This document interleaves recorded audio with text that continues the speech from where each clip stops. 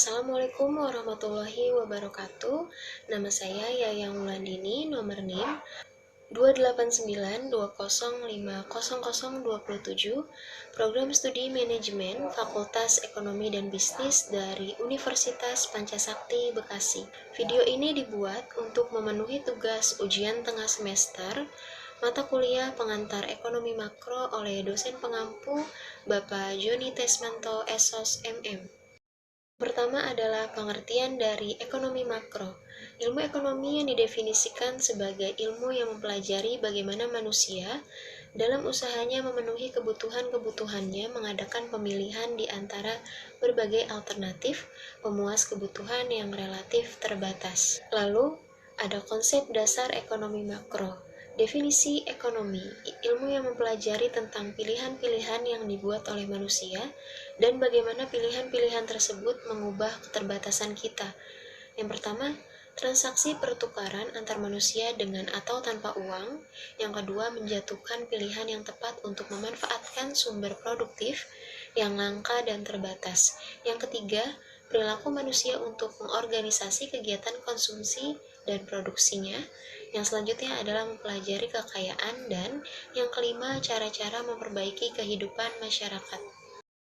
Selanjutnya adalah sejarah dan perkembangan ilmu ekonomi makro. Perkembangan ilmu ekonomi makro berawal dari kegagalan ekonomi klasik yang sangat fanatik terhadap konsep mekanisme pasar dalam mengatur perekonomian. Kegagalan tersebut memunculkan pemikiran-pemikiran baru para ahli-ahli ekonomi. Ahli ekonomi dari Keynesian menekankan betapa pentingnya peranan pemerintah. Pemerintah cukup strategis dalam mengendalikan berbagai masalah ekonomi makro, seperti inflasi dan pengangguran serta pertumbuhan ekonomi melalui berbagai kebijakan. Sementara golongan klasik berkeyakinan bahwa mekanisme pasar akan dapat mengatasi segala masalah perekonomian.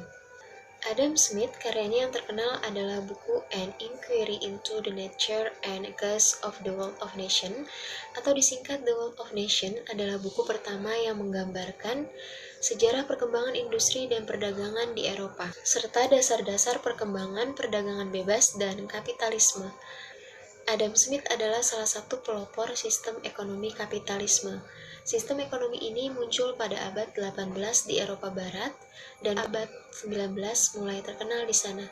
Adam Smith melalui buku The Wealth of Nations mendorong pemikir ahli-ahli klasik sangat menekan tentang peranan sistem pasar bebas sebagai pengatur kegiatan ekonomi yang efisien. Ahli-ahli ekonomi klasik berkeyakinan konsep invisible hand atau bekerjanya mekanisme pasar, kekuatan penjual dan pembeli dalam berinteraksi dalam berbagai kegiatan ekonomi dapat menentukan produk apa yang dihasilkan.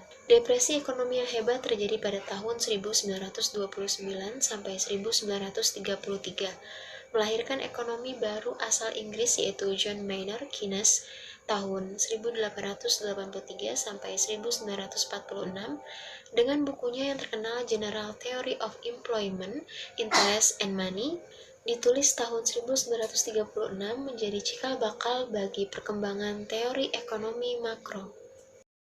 Yang selanjutnya adalah pokok-pokok masalah ilmu ekonomi.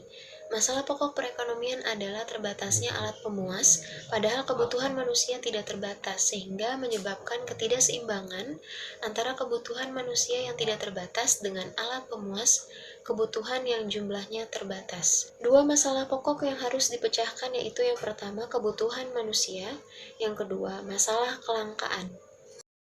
Yang selanjutnya adalah permasalahan dan tujuan ilmu ekonomi makro. Secara garis besar, permasalahan kebijaksanaan makro mencakup dua permasalahan pokok. Yang pertama, masalah jangka pendek atau masalah stabilisasi.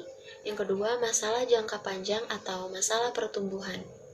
Tujuan dari ekonomi makro yaitu mengatasi masalah-masalah ekonomi yang dihadapi melalui yang pertama, menstabilkan kegiatan ekonomi, yang kedua, mencapai tingkat penggunaan tenaga kerja atau kesempatan kerja penuh tanpa inflasi, yang selanjutnya menciptakan pertumbuhan ekonomi yang teguh, dan yang keempat, menghindari masalah inflasi.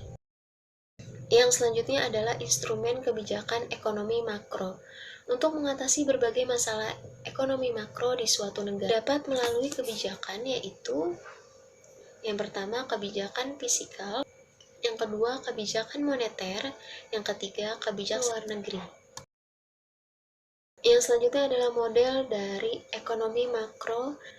Model ekonomi adalah suatu penyederhanaan dari kenyataan-kenyataan yang terjadi dalam perekonomian. Penyederhanaan tersebut memperlihatkan hubungan antara variabel dan beberapa variabel-variabel lainnya yang digunakan secara verbal, grafis, diagram, dan matematis. Pelaku-pelaku ekonomi dalam circular flow.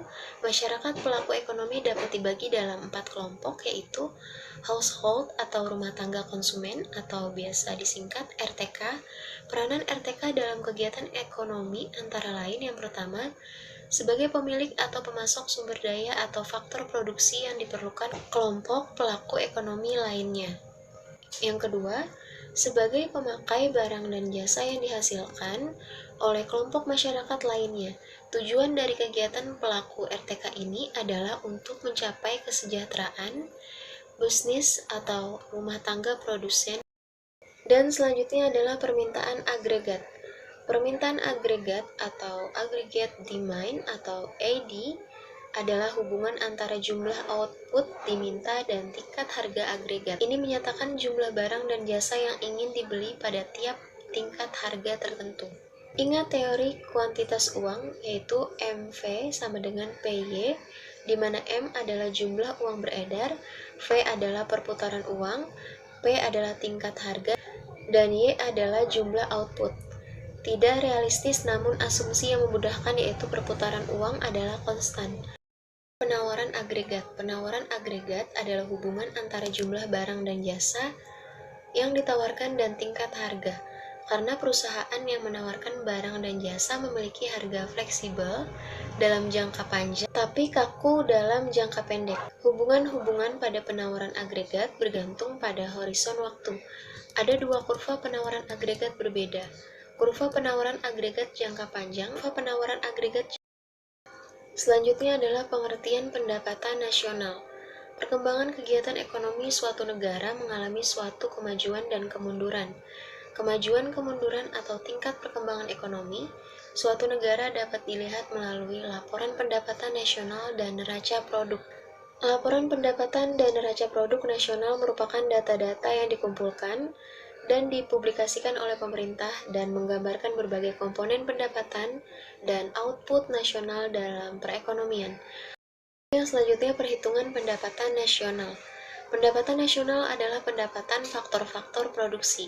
Pendapatan nasional sering digunakan untuk melihat perkembangan kegiatan ekonomi masyarakat. Ada 5 perhitungan yang digunakan untuk melihat perkembangan ekonomi, antara lain sebagai berikut. Yang pertama, National Income Account menghitung jumlah produk atau pendapatan nasional pada suatu negara. Yang kedua, Input-Output Account menghitung jumlah pembelian atau input dan penjualan. Yang ketiga, ada Balance of Payment Account menghitung semua penerimaan dan pengeluaran suatu negara dengan negara lain melalui ekspor atau impor. Yang keempat, Flow of Fund Account menghitung arus transaksi pinjam-meminjam antara berbagai sektor dalam kegiatan ekonomi. Dan yang kelima, National Balance Sheet atau Capital Account menghitung kekayaan atau aktiva dan utang atau pasifa semua unit kesatuan ekonomi atau sektor-sektor ekonomi. Ada 3 metode dalam menghitung pendapatan nasional, antara lain yang pertama, metode produksi, yang kedua, metode pendapatan, dan yang ketiga ada metode pengeluaran.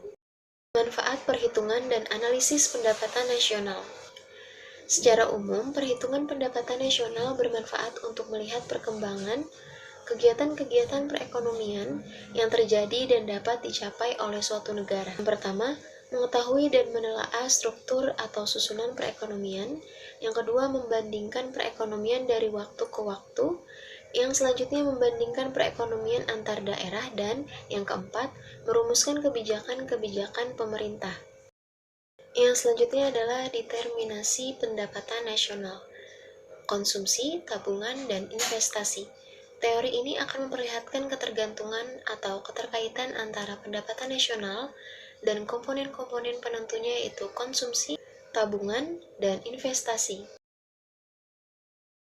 Keynes, determinasi pendapatan nasional dapat dianalisis melalui dua pendekatan, yaitu yang pertama, income approach, yaitu suatu pendekatan yang memandang nilai pendapatan nasional yang diterima masyarakat akan menentukan besar konsumsi dan tabungan masyarakat. GNI yaitu Y sama dengan C ditambah S. Y sama dengan pendapatan nasional, C sama dengan konsumsi, dan S sama dengan tabungan. Yang kedua adalah product atau expenditure approach, yaitu yang memandang nilai pendapatan nasional dapat ditentukan oleh besarnya pengeluaran agregat atau permintaan agregat terhadap produk nasional. Persamaannya yaitu GNP, yaitu Y sama dengan C ditambah I. Y sama dengan pendapatan nasional, C sama dengan konsumsi, dan I sama dengan investasi. Yang selanjutnya adalah pengaruh investasi terhadap pendapatan nasional. Peranan investasi dalam suatu perekonomian mempunyai peranan sebagai berikut. Yang pertama, dapat meningkatkan pengeluaran agregat. Yang kedua, investasi dalam bentuk pertambahan barang modal akan menambah kapasitas produksi di masa depan dan akan mendorong pertambahan produk nasional dan kesempatan kerja. Yang ketiga, investasi akan mendorong teknologi. Hal ini berperan penting kenaikan produktivitas dan pendapatan masyarakat.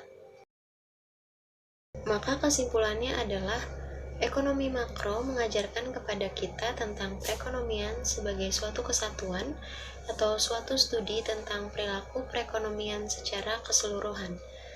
Dalam ekonomi makro juga merinci tentang analisis mengenai pengeluaran agregat kepada 4 komponen, yaitu yang pertama, pengeluaran rumah tangga atau konsumsi rumah tangga, yang kedua, pengeluaran pemerintah, yang ketiga, pengeluaran perusahaan atau investasi, dan yang keempat adalah ekspor dan impor.